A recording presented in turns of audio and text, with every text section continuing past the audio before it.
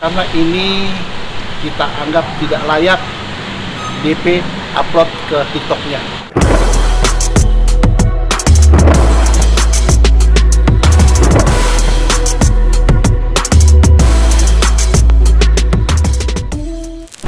Wartawan panjang umur banyak rezeki. Amin. Maju lagi, Pak Haji. Sini ya. Ini ganggu orang lewat nih. Ya, aman. Maju lagi Mas Bang. Oke, ini pengacara Bang pengacara. Mau maju Bang? Maju dikit. Ya, Pak. Oke, Suaranya nggak siap. kedengeran. Biasa handphone turunin dikit. Sabar belum. Mari dikit. Belum. Tahan. Oke, Belum. Sini ya. Abang jangan sebelah situ, Bang, sebelah sini. Sini, Iya. ngadep sini. Ngadep Ya. sini mau difoto. Bang Haji. satu, Oh, dua, foto tiga. dulu ya. Haji, kiri Bang Haji. Ayo Bang Raja, 1, 2, Iya nggak ya? Ayo. Siap. Dah. Siap, Bang. Turunin dikit. Bang Raja kemana tadi Bang? Sini Bang. Aduh. Terima kasih ya khususnya untuk seluruh teman-teman, kawan-kawan media. Sejak sore sudah menunggu kami Dari dan siang, Bang? Siang. Dari siang ya, dari siang. Terima kasih banyak ya. Semoga Tuhan memberikan kita kesehatan semuanya. Amin. Pertama-tama saya mengucapkan kepada penyidik ya, Seber, Krimsus, Polda Metro Jaya yang saat ini telah memeriksa klien kami King Saiful Jamil ya, Jamil. King Saiful Jamil dengan baik, dengan proses yang baik. Tadi kami mulai pukul 14.30 seperti itu. Terkait apa aja Bang? Kalau mengenai terkait pertanyaan-pertanyaan yang ada, coba sampaikan dulu kira-kira rekan apa yang disampaikan tadi. Ya, boleh. Bang, Ya. majuan rekan. Baik, terima kasih ya. Fokus pemeriksaan hari ini adalah mulai dengan latar belakang apa yang terjadi antara pelapor klien kami dengan terlapor di sosmed itu. Jadi klien kami telah menjelaskan dengan baik, dengan lugas apa sih peristiwa yang melatar belakangi sehingga terjadinya upload video pada tanggal 21 Juli dan 22 Juli.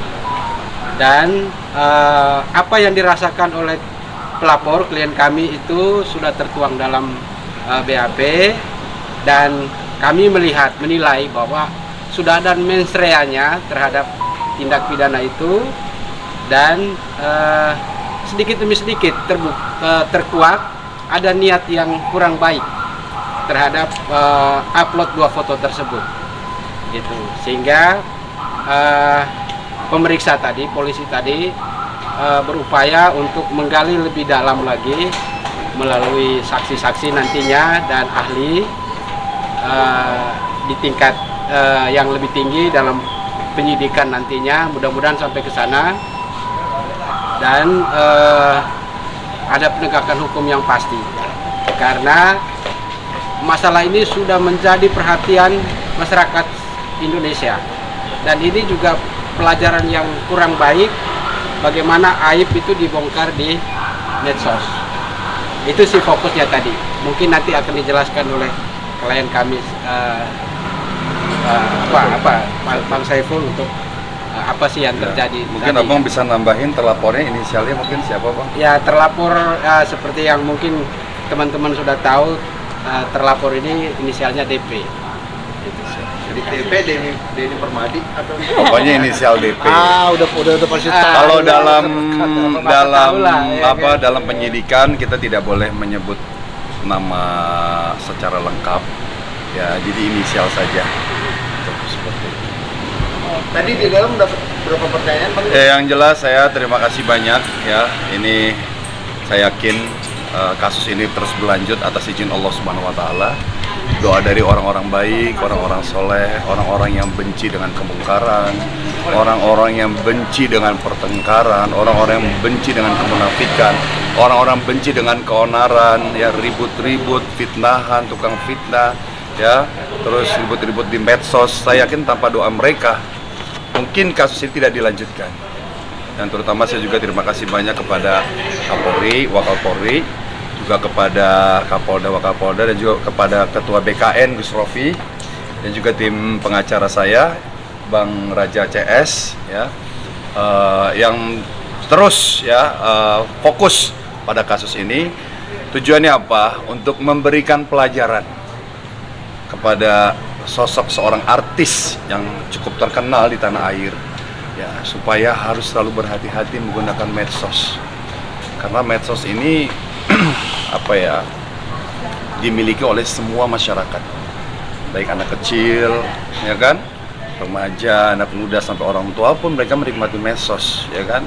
Jadi gara-gara perbuatan inisial DP ini, ya, ini semoga setelah ada pelaporan ini dia tidak lagi melakukan hal-hal yang bikin masyarakat rugi, termasuk saya, ya kan. Jadi gunakanlah medsos dengan yang baik, apalagi seorang artis harus memberikan contoh yang baik. Ya, kalau ada masalah diselesaikan bukan dengan di medsos, panggil orangnya, ibaratnya di balik medsos lah, atau bertemu. Jadi medsos ini kita untuk saling mengenal, ya kan, saling bertemu dengan penggemar, bukan tempat caci mencaci, bukan untuk menyebar fitnah, menyebar berita kebohongan, berita bohong gitu loh.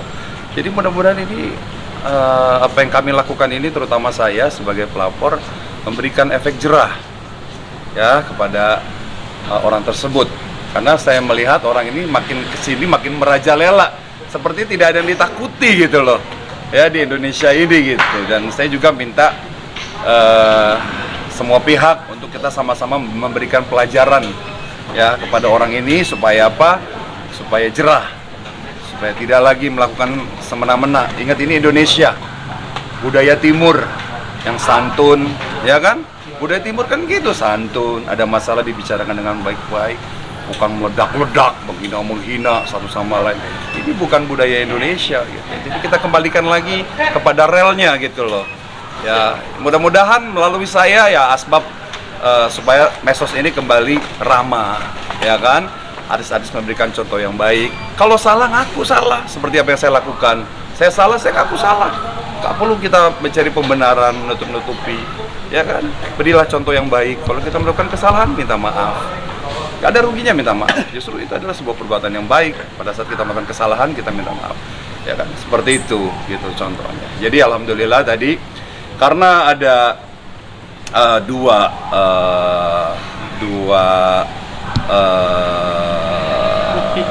bukti, atau ada dua persoalan yang saya jadikan bukti di kepolisian ini, ya saya minta keadilan.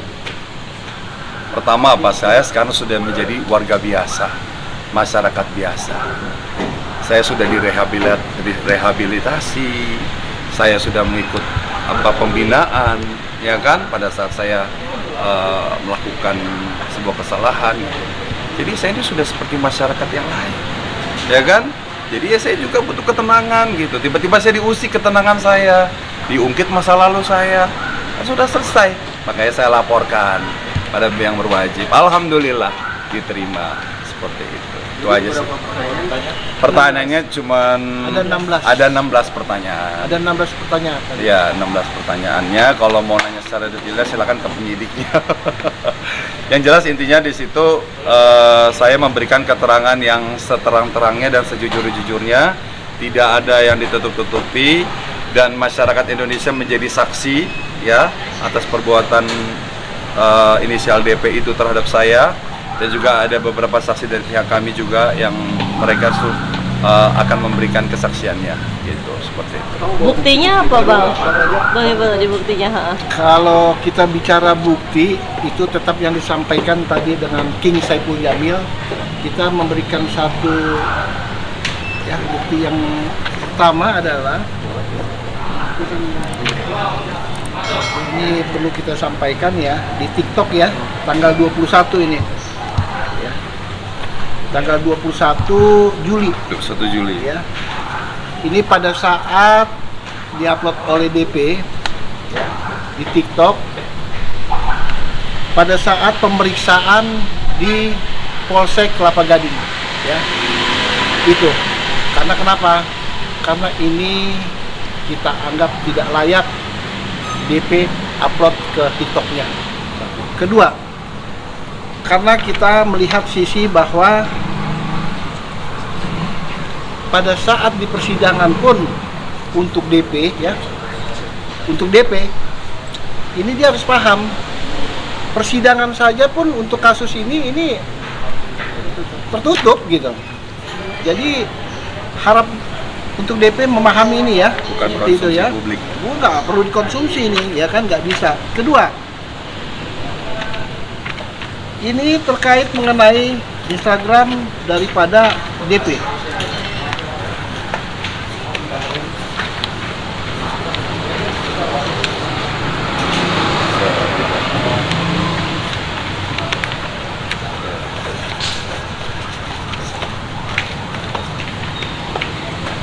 Ini di tanggal 22 Juli. Di sini saja sudah jelas ya bahwa tanggal 21, 22 maksudnya apa gitu, ya kan? Berulang kali dia lakukan. Oleh karena itu dilaporkan oleh klien kami terkait mengenai ada seseorang yang menyampaikan nama King Saiful Jamil yang di dalamnya terkandung ada isinya bahwa King Saiful Jamil ini pernah melakukan hal-hal sesuatu yang tadi yang disampaikan tadi ya, asusila kepada orang ini. Tapi klien kami tidak pernah merasakan hubungan tentang ini gitu, dengan orang ini ya, tidak mengetahui, tidak kenal lah gitu ya, seperti itu. Jadi dua inilah yang kami sampaikan, bukti-bukti ini, dan juga ada juga yang kita sampaikan mengenai somasi. Somasi itu kedua-duanya kita sampaikan juga karena di situ adalah landasan kami.